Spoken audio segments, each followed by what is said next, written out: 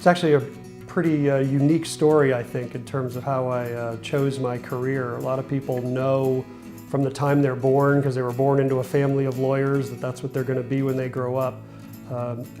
Although my grandmother, God rest her soul, will tell you that when I was 10 or 11, she asked what I was going to be when I grew up and expected firefighter or the like. She'll say I very quickly responded with lawyer.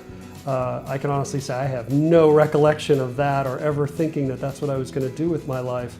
Got out of college, well, was ready to get out of college. I didn't take any exams. I didn't take the LSAT. I had absolutely no vision of ever opening a book again until I was living in the outskirts of Chicago, and I credit Oliver Stone and with the JFK movie.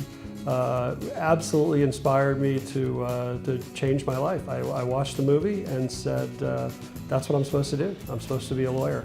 And it came as quite a shock to my then fiance that our life had that in the future, but she was very understanding. Lovely wife now of almost 25 years. So she stuck with me through that change of course and through law school. My wife is from the Alexandria area, and Virginia is where, Northern Virginia in particular, DC is where I always wanted to be.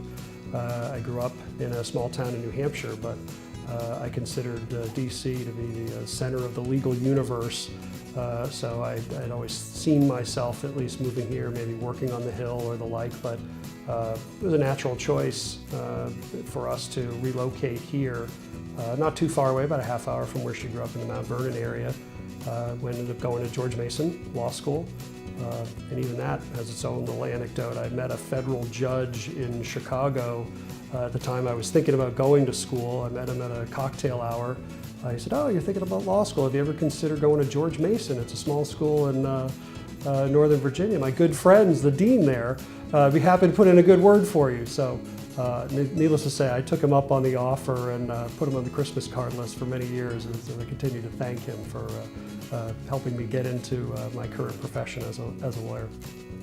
When I walked out of the JFK movie, first I couldn't believe I had been spellbound for as long as it was. It's a pretty lengthy movie, in excess, I believe, as I recall, of more than 3 hours. And the idea of what the prosecutor had to go through to overcome